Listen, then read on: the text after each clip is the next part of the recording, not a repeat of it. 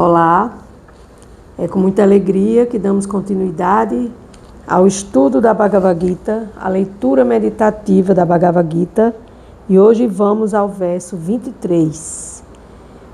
Estamos no capítulo 2, verso 23, resumo do conteúdo do Gita. Estamos estudando sobre a alma e suas constituições, sua constituição atômica.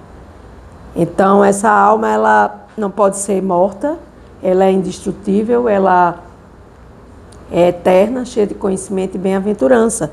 Então, essa qualificação, ela se resume em nós, em nossa própria constituição, como almas em corpos condicionados. Então, estamos estudando sobre a nossa constituição atômica. A alma nunca pode ser despedaçada por arma alguma, tampouco pode ser queimada pelo fogo, umedecida pela água ou enxugada pelo vento. Então a gente vê que a alma, ela é feita de uma constituição que nada desses aspectos materiais pode destruí-la, pode danificá-la ou aniquilá-la, né? Aniquilar a alma é impossível. Porque a alma foi criação do Criador, o Criador criou esta alma, e esta alma, ela é a centésima, milionésima parte da ponta do fio de um cabelo. Isso é muito importante, a gente entender o tamanho da alma, porque poucos têm essa informação. Vou fazer minhas reverências. Gyana Timiranda Sya, Gyana Janasa Lakaya, Chakshu Militai Enatasmai Shigruvena Maha. Embora eu tenha nascido na mais escura região da ignorância, esse mundo material, o meu mestre espiritual abriu meus olhos com a tocha do conhecimento transcendental.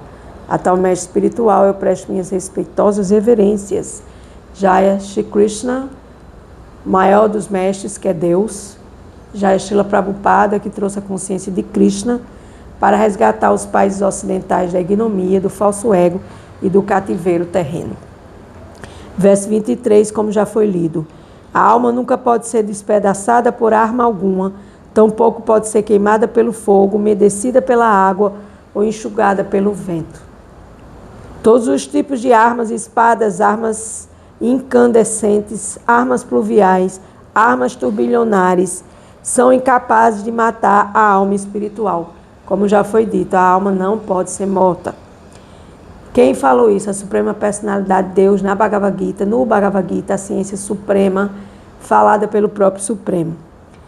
Então, mesmo as armas nucleares da Idade Moderna são classificadas como armas de fogo, mas antigamente havia outras armas feitas de todas as diferentes classes de elementos materiais. As armas de fogo eram neutralizadas por armas de água, as quais, na atualidade, a ciência moderna desconhece. Então, ele está falando aqui, Srila Prabhupada, dos tipos de armas que existiram no passado e que existem hoje.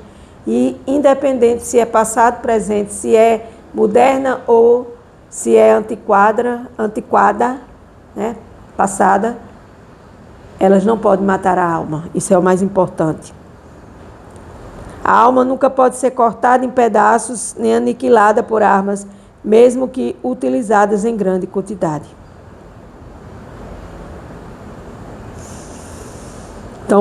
Então assim, dentro dessa leitura aqui, nós podemos entender que nós somos almas eternas, almas individuais atômicas, e que elas estão cobertas apenas pela energia ilusória que nos faz virarmos o rosto ou as costas para o Senhor Supremo. Então, assim, essa leitura, ela tem que trazer essa clarividência para que você, que me escuta agora, entenda que somos centelhas divinas, centelhas de fogo, do fogo do Supremo, do Criador.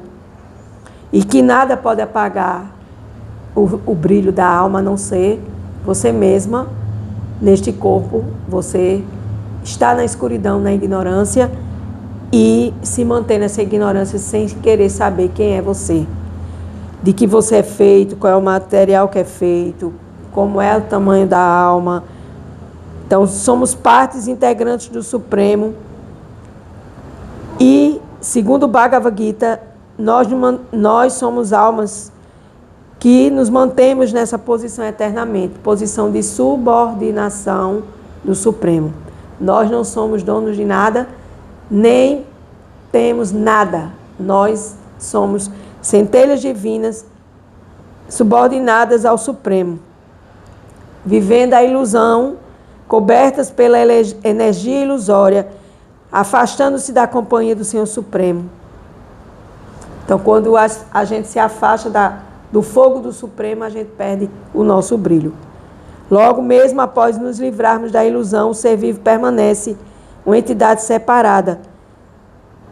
E assim, por intermédio deste conhecimento, a Arjuna recebeu de Krishna essa informação e a Arjuna libertou-se mais uma vez da ilusão e da ignorância.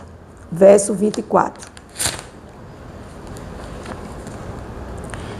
Essa alma individual é inquebrável, indissolúvel e não pode ser queimada nem seca. Ela não pode se quebrar, ela não pode se dissolver, ela não pode ser queimada e ela não pode secar. Ela é permanente, está presente em toda parte, é imutável, não muda, imóvel e eternamente a mesma. Essa é a Constituição. Mais uma vez, esse capítulo 2, resumo do conteúdo do Gita, vai falar sobre a alma, sobre quem nós somos, sobre nossa Constituição. Essas qualificações da alma atômica são prova categórica de que a alma individual é eternamente uma partícula atômica do espírito total, do espírito do Supremo, do Criador, e permanece eternamente o mesmo átomo e imutável, ou seja, a constituição dela é atômica. Existe um átomo em nossa alma que foi criado pelo Supremo. Então, essa é a nossa constituição. E assim, a alma, ela não pode ser aniquilada. Porque se a gente aniquilar uma criação do Supremo, o Supremo também pode ser aniquilado, porque a gente é parecido com ele em qualidades e não em quantidade. Mas a gente às vezes não pensa nisso, né? Nós almas, nesses corpos, nós nos esquecemos de quem nós somos. E a gente precisa sair desse esquecimento e se libertar dessa contaminação material. Então, ele diz aqui, após libertar-se da contaminação material, a alma atômica talvez prefira continuar como centelha espiritual nos raios refulgentes da Suprema Personalidade de Deus. Por quê? Porque a alma, ela vai ter sua escolha. O que designa onde nós estamos, o estado que estamos, o que estamos vivendo, é o nosso corpo material. Mas quando a gente sai desse corpo material, existem outros tipos de escolha, e a gente tem essa escolha como centelha divina de ficar no brilho do mundo espiritual. Mas a gente tem que voltar aqui. Por quê? Porque a gente fica pegado ao planeta material e aí a gente tem que voltar para cumprir o nosso karma. Então, como centelha espiritual nos raios refulgentes da Suprema Personalidade de Deus, as almas inteligentes ingressam nos planetas espirituais para associar-se com a personalidade de Deus, porque na casa de Deus há muitas moradas, e quando eu saio desse planeta Terra, eu vou para outras camadas e vou exercer outros tipos de corpos. Ou não, ou eu vou diretamente para o planeta de Deus, planeta do reino de Deus, da casa de Krishna, planeta Goloka Vrindavana, como ele fala aqui, e me associo eternamente com o Supremo, não precisando mais voltar à Terra e não precisando mais passar por aquilo que eu já conheço, que é esse sofrimento de mastigar o que já foi mastigado neste corpo material. A palavra Sarvagata, onipenetrante, é significativa, pois não há dúvida de que as entidades vivas estão em toda a criação de Deus. As entidades vivas não são só nós. Quando eu falo entidades vivas, são todos que têm alma de Deus. Os animais são entidades vivas, as formigas são entidades vivas, os bichos, os animais, os insetos peçonhentos são entidades vivas. Eles têm a centelha de Deus e estão dentro do programa da criação de Deus. Então, Todos são entidades vivas. Elas vivem na terra, na água, no ar, dentro da terra e até dentro do fogo. Então, existem entidades vivas em tudo que é lugar. A crença de que o fogo as destrói não é aceitável, pois aqui se afirma que a alma não pode ser queimada pelo fogo, pela própria personalidade de Deus. Portanto, não há dúvida de que no planeta Sol também existem entidades vivas. Sim. Como? Esse brilho? Sim, mas isso é para a gente aqui. A gente olha, chega ofuscado pelo brilho do Sol, sim, mas é a gente aqui. As almas condicionadas materiais têm esse tipo de concepção.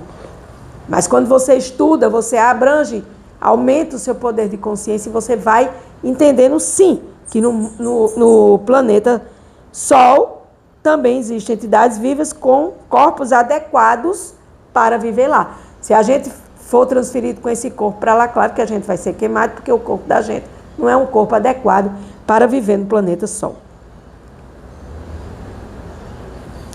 Verso 25. Declara-se que a alma é invisível, inconcebível e imutável. Mas 3 qualidades para a alma que a Suprema Personalidade de Deus está nos ensinando. Sabendo disso, não te deves afligir por causa do corpo. Então a gente se aflige muito que o corpo está envelhecendo e a gente quer fazer 1000 coisas para o corpo não envelhecer.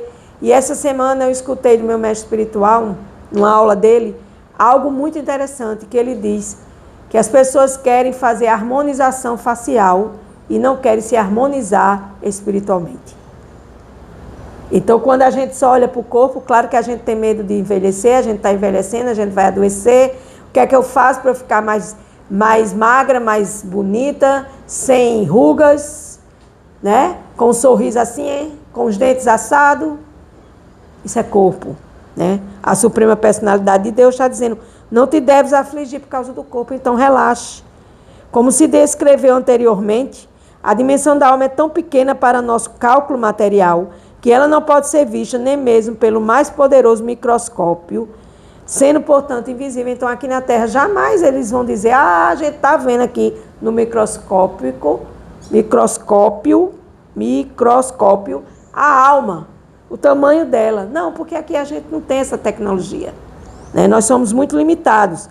Quanto à existência da alma, ninguém pode provar sua existência experimentalmente, ou seja, através de experimentos científicos, não se pode provar a existência da alma, prescindindo da prova do Sruti, ou sabedoria védica, ou seja, a gente tem que estudar a sabedoria védica, conhecimento védico, filosofia védica, para entender o tamanho da alma. Temos de aceitar esta verdade, porque não há outra fonte que nos leve a entender a existência da alma, a não ser a filosofia védica. Você mesmo pode fazer suas pesquisas. Embora este seja de fácil percepção, ou seja, a gente está escutando aqui no Bhagavad Gita, a gente tem que ficar feliz e entender que a gente é uma centelha divina, atômica, que tem a dimensão, que não pode ser queimada, não pode ser morta, não pode ser aniquilada, que a gente é imutável, porque a gente tem a qualificação atômica do átomo de Deus na alma. Aí está a prova do átomo. Mas aí o homem aqui na Terra, em vez de pesquisar sobre a alma, sobre ele próprio, ele vai pesquisar sobre a bomba atômica, onde ele vai colocar esse átomo numa bomba para explodir tudo e matar todos. Então é muita ignorância, é muita limitação, é muita falta de estudo, é muita falta de vontade de saber que a gente precisa entender acerca da autoridade superior que é Deus, Krishna. Baseado na autoridade de sua mãe, a pessoa não pode negar a existência de seu pai, não é assim? Não há outro processo para alguém compreender a identidade do seu pai, exceto aceitando a autoridade da sua mãe e perguntando, mãe, quem é meu pai? De modo semelhante, não há fonte para compreender a alma, exceto pelo estudo dos Vedas. Aí você estudando os Vedas, você vai chegar a uma compreensão fantástica e você vai ficar satisfeito de saber que você tem essas qualificações como a alma. Em outras palavras, a alma é inconcebível para o conhecimento humano experimental. Então os seres cientistas aqui da Terra não sabem de nada, porque eles não sabem nem o tamanho de uma alma.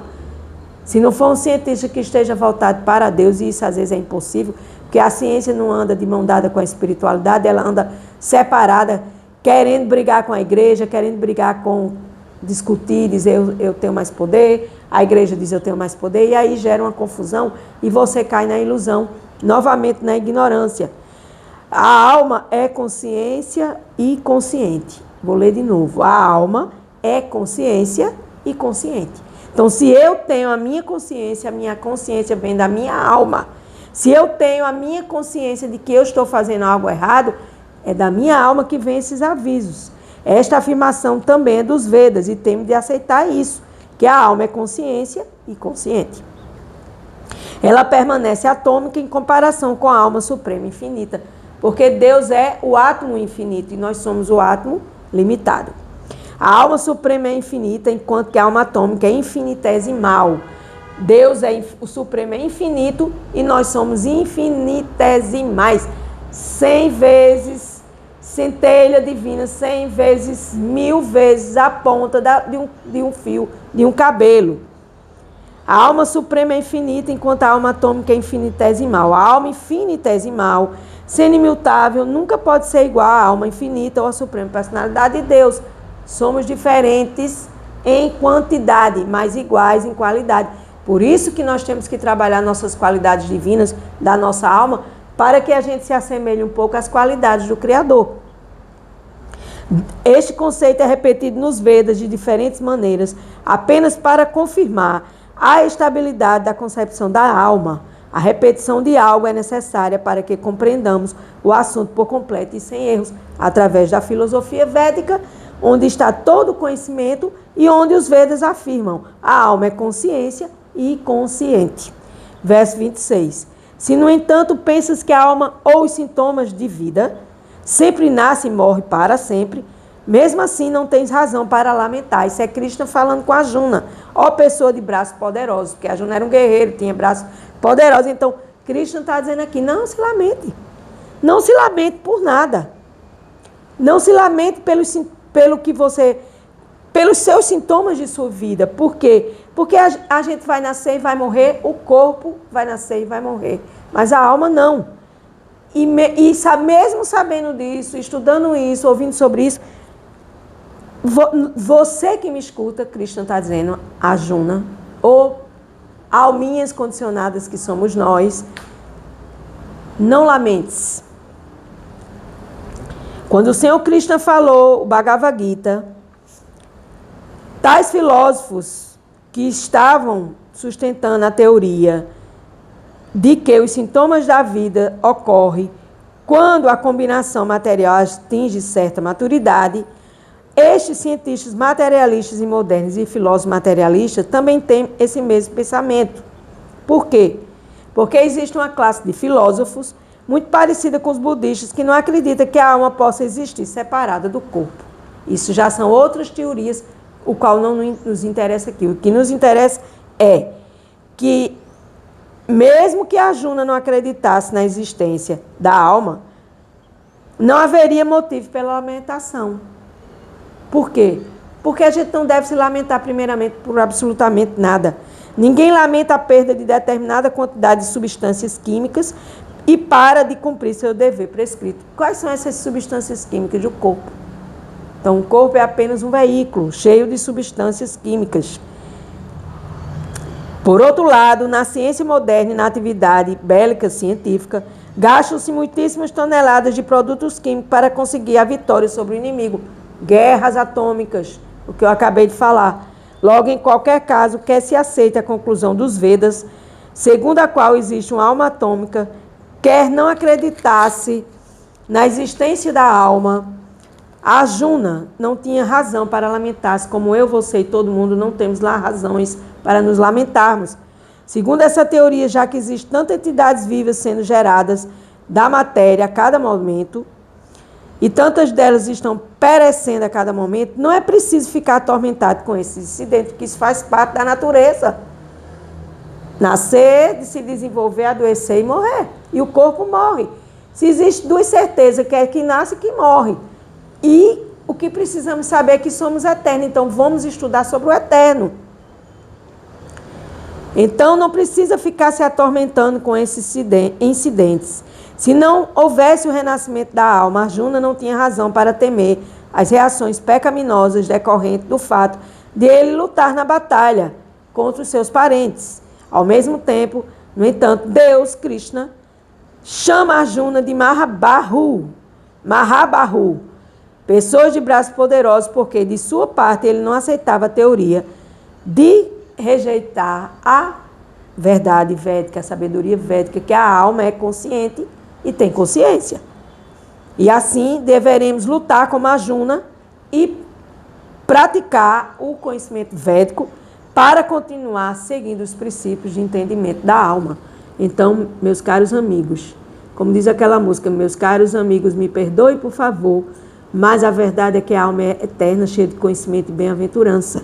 E que nós devemos estudar a filosofia védica, se quisermos, eu quero, claro, para que eu possa clarear ainda mais com a tocha do conhecimento, para sair dessa ignorância e entender melhor quem eu sou.